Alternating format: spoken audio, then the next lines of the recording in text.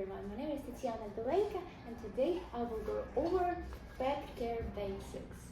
You know that 70% of United States citizens own pets, cats, dogs, reptilians, snakes, rabbits, everything.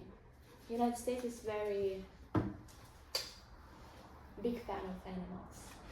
But there's some big problems with pet care because some people let cats and dogs walk outside, they don't have collars, they don't have anything, they feed them wrong, and it's a very big problem because every owner of pet wants their animal to have the best life that they can possibly have.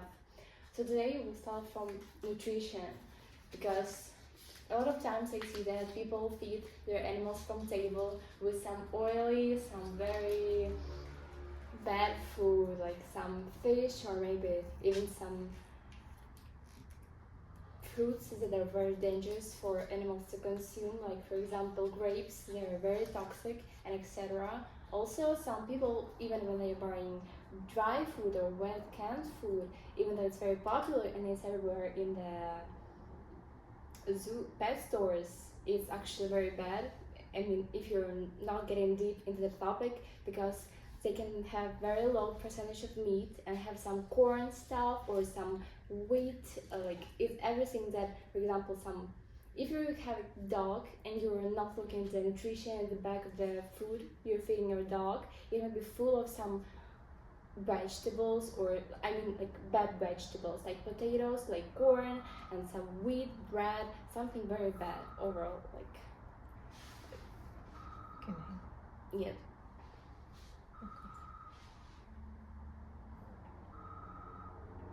Ты меня сбила.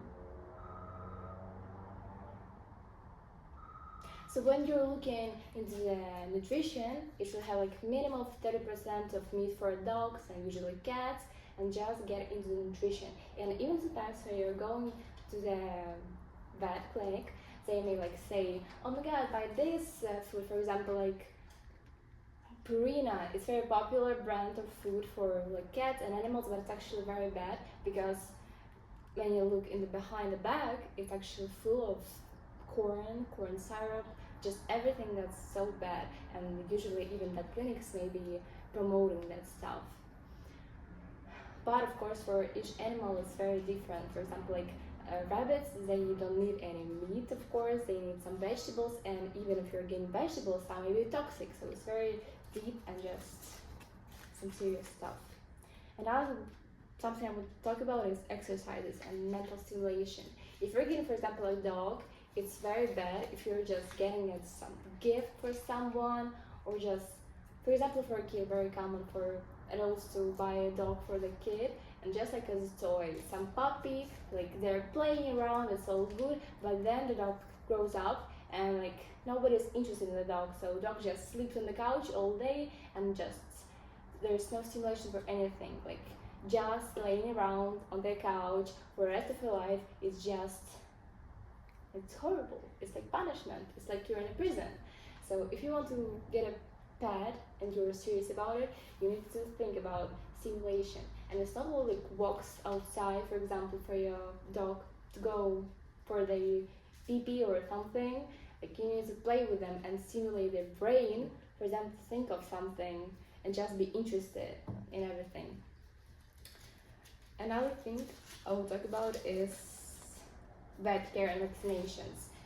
It's very common for mostly like old people, like grandpas and grandmas, to get their pet and just do nothing with it.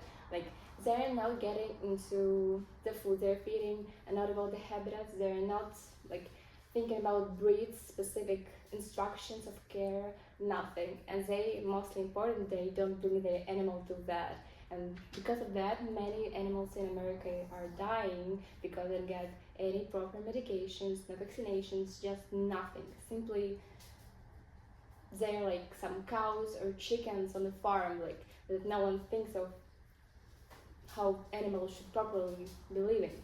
So my main thing about this speech, people should be more careful and see who and what they're getting, and about the habitats and about specific details of animal care. So because every animal deserves a better life. That's it.